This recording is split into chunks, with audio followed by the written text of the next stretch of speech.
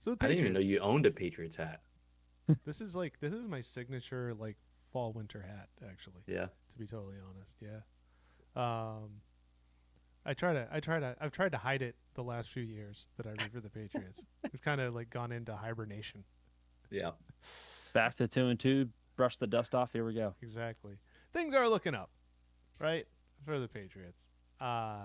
They are they win as many as they lose, potentially win more than they lose, depending on how things go in the next couple weeks. the the question I want to open to you guys is, when I look at the Patriots, it, where do we actually feel that they are progressing or in development? Because this was supposed to be a developmental year, I think, for a lot of folks. There were some discussions of outside talk of them, competing for a playoff spot, but I think a lot of other folks were like, "Hey, if this is only a 5-6 year campaign win campaign, that's okay if they're developing Drake May and kind of setting themselves along the line to contention down the road." Um, I've been encouraged what I've seen specifically from Drake May so far. I think the only real problem that I foresee with him that is correctable is his accuracy. I think he's always going to have a couple stupid throws, stupid decisions. I think that's part of his DNA. But I think that as he gets his throwing accuracy and he can hit a lot of these receivers who are open more consistently, they're going to be in a real good spot. Um, what's kind of been a holdup for me, though, in really having total faith in where Vrabel is going with this is I don't know, outside of him and maybe the offensive line, there's a developmental foundation that 2 to 3 years from now I can see being the basis for like the next really good team. Because on defense, Milton Williams is obviously quite old. Robert Spillane.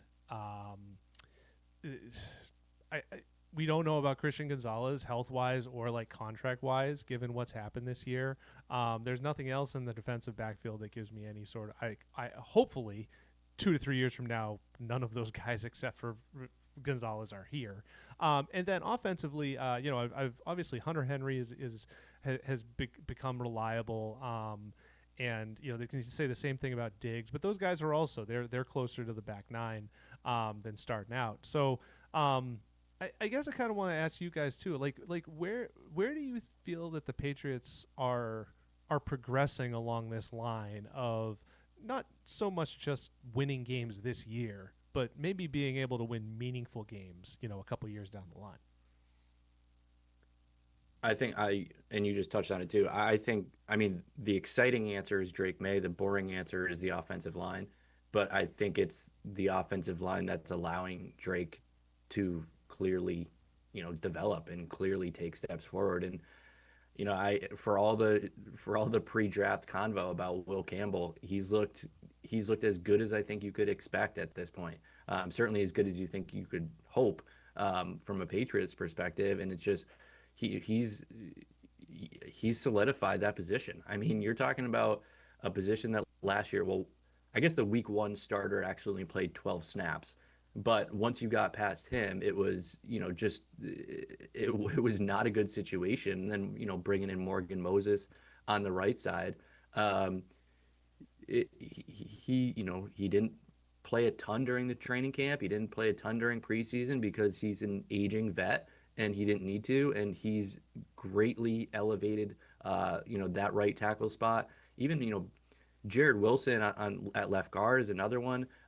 Ben Brown played there last week in week 4, and Ben Brown's like he's not an old guy. He's still a relatively a spry. I don't know if he's 26 or what, but he's still a relatively young player, and he's looked pretty good. I mean, he looked good at left guard the other day. When they brought him in last season, I mean, he filled in an instant at center. He's able to play all three center or all three interior spots, so I think that's really good. And then Onwenu is, should be probably your best offensive lineman. Who, he probably hasn't been to that extent. I think Will Campbell has probably been your best offensive lineman, but I think in terms of like developing, I think you have to start there. And it was, I just think back to this offseason when Vrabel was asked about essentially having another offensive line coach as opposed to like a different, offensive assistant at a different position. And he talked about how important that position was. Right now, the Patriots have, I think it's 3 offensive line assistants, Doug Marone being atop those guys, but 2 others below him.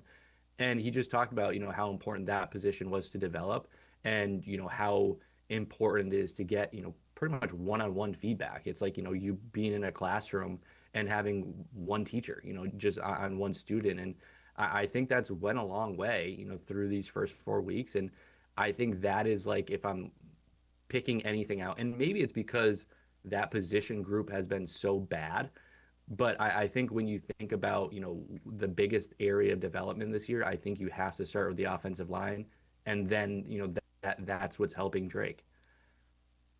I it's weird to be at a point where it's like, all right, they're 2-2. It's been a while that it's been like that. You're going to a meaningful game to start October. Is it fair to have concerns that there could be not a do-over, but a repeat of how 21 went, and maybe masking some long-term developmental flaws with I look at this season and I see so many similarities from 21 that from a playoff season are still kind of concerning if they're going to go that same way, because it just there's so much in the makeup where horrible roster the year before, ridiculous money spent in free agency, a lot of veterans come in, start making an impact. Young quarterback starts to develop, has a bit of an has a tendency to turn the ball over at times, but it's not shown or making a massive difference early in the season because the schedule gets bad. In the middle of October and November, they play slop. It's a harder schedule that gets to go down in December. Turnovers start coming up more. Bad playoff loss. Get to the next season. Where's the development that starts to take over and take the baton from the massive money you spent on veterans and free agency? That is what I hope I'm wrong for their sake, but that's what I look at when I just see so many similarities to what 21 was, where McDaniels was really able to elevate Jones for a 2-month period against some really bad competition. And the guys that you paid in free agency started to make an impact. They really did. And you have a couple young pieces from a draft class that start to inspire you. That year it was Barmore. It was, at that time, Mack. It was, that part of the pairing with Harris and Stevenson. But then where is the development that comes after that when the guys you paid maybe don't repeat that production in 22? I'm not saying that, I think Maye is heading for a Matt Patricia level decline next year, because obviously I think he's in way better hands from a coordinator position. But like, is it fair to see like how 21 played out, seeing a lot of similarities this year, and then kind of being, I don't know, cautious to believe in the foundation, knowing that like we saw what happened in 22, like those draft pieces, the development wasn't there, and that money you invested in free agency with those veterans can only take you so far. I think sorry, your point it's about bike week outside my window here. What the hell? your question in terms of like cautiousness, I think that's fair, but I think that would be understating how much Patricia Judge drove that thing into the ground in 22. And I think that is, to me at least, the biggest difference in terms of why I'm not as worried about that repeating itself. And it's just because I'm very confident in McDaniels continuing, to develop Maye as opposed to leaving, going somewhere, and Vrabel bringing in, 2 airheads to run the offense that they've never done before. Do you think there's a better ceiling this year than 21?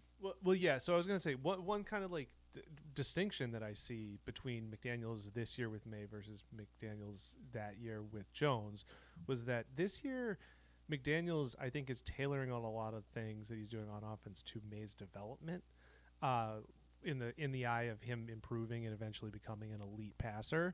Whereas that year, 2021, I believe you said, it seemed like McDaniels was tailoring a lot of things to mask Jones's shortcomings. And I feel like that's kind of like the distinction I draw. Because in one case, he was like, okay, this guy can't really throw the ball downfield. He's a little rickety back there. So we have to kind of like almost like handle him with kid gloves. Whereas in this case, I feel like he's putting together like an offense that like kind of like gradually adds stuff onto Maye's infamous plate, with the idea that down the line, like he's going to become very, very good NFL quarterback.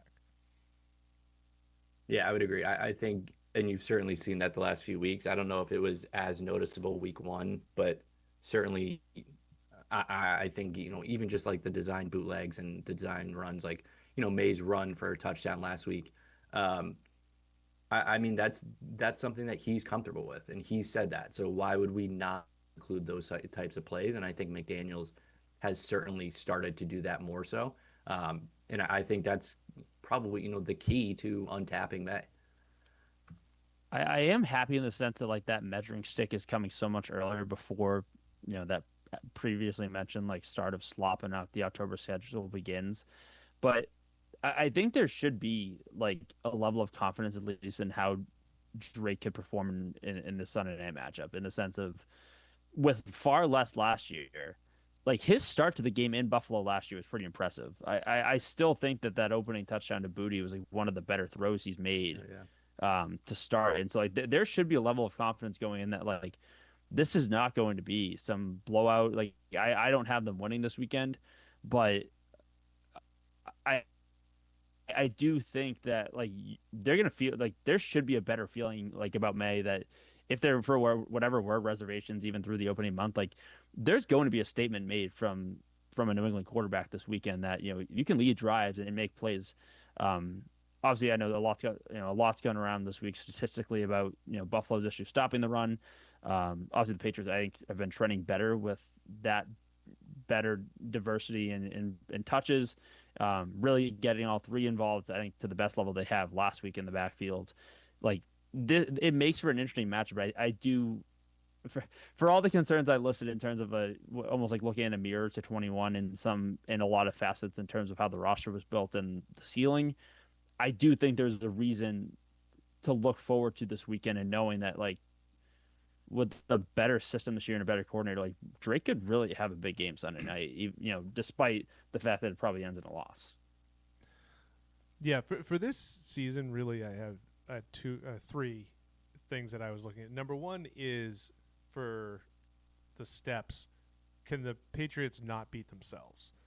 And I think the jury is kind of still out on that. Can they not beat themselves? Yeah. Once they're not beating themselves, can they beat the teams that stink? And I think that they've been a little up and down in that regard. Obviously, that Carolina was a good sign. Pittsburgh was not a good sign.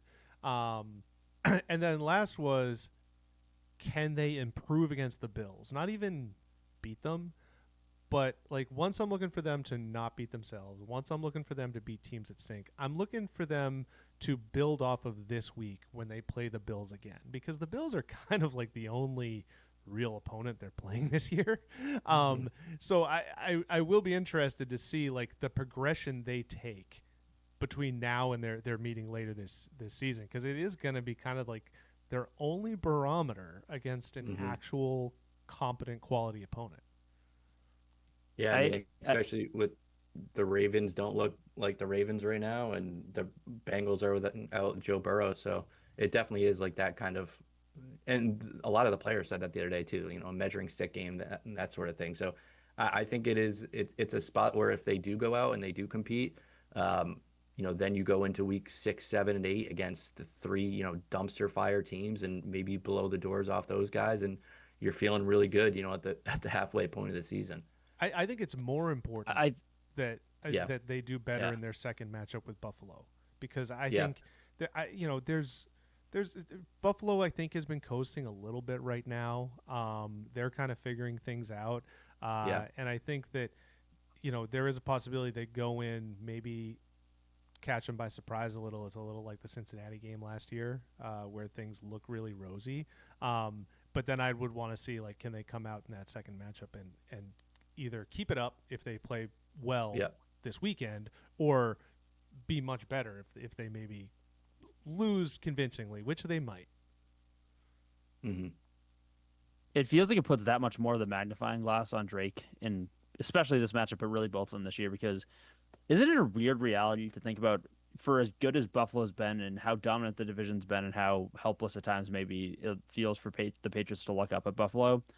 Isn't it a weird reality to think about that 3 of the last 4 years they've split the season series in the regular season? Buffalo, like, is it the doesn't NFL feel Mets. like that way at all. Yeah, especially week when 18 last year. Right. Like you look at like you look at the 3 wins, they split in 21, but like all of the wins in those splits, you can kind of nitpick. It's like, all right, 21 went into Buffalo, they won. That's great. It's the win game, and there's not a lot of credit given there.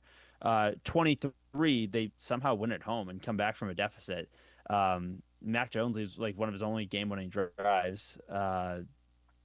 And it sparked a column that I wrote back at the time that turned out to be totally useless. Of wow, it looks like Mac like finally found a way in a weather fiasco that he kind of stood up to Buffalo, and obviously that was not the case for the rest of his career beyond just that matchup. And then last year, It ended up being the is case probably just in California, not in Yeah, Massachusetts. Right. just across the country. and then last year is obviously the worst time split of a season series you could possibly ask for with the Joe Milton game. So it's just like, all right, like the reality is they've beaten Buffalo in some really strange ways, but nobody really took anything from that, nor should they have. If they split this year, assuming that it's a close loss Sunday night, they find a way to get it done in December at home. There should be a lot more of a micro study of, okay, if they do split, is there reason to believe that the gap has been shortened? Because in all of those 3 previous losses, or all 3 of the previous splits in the last 4 years, there wasn't enough to shrink that gap. And obviously, Buffalo really proved that in 21 when they didn't punt in Foxboro in week 16 or 17. And then obviously the playoff game happens. Like, is there something, if they split this year, that closes that gap? And so much of that revolves around the quarterback. Certainly. What are you going to say, Sean? That's all you got? No. Yeah, I'm interested to see them, be a little feisty and, compete more than anything. I think, the moral victory that's already a take that's been going around this week too. And I do agree with it though. Like, I think if they can come out this week, I don't know, maybe they cover as the underdog. I think it's like 7.5 right now, to lose by a touchdown, even lose by lose 34-24 or something like that. Like, I think that's a step in the right direction. And then again, I think you go and then you benefit from the way the schedule is set up, and you have 3 of the worst teams in the entire league in back-to-back-to-back weeks.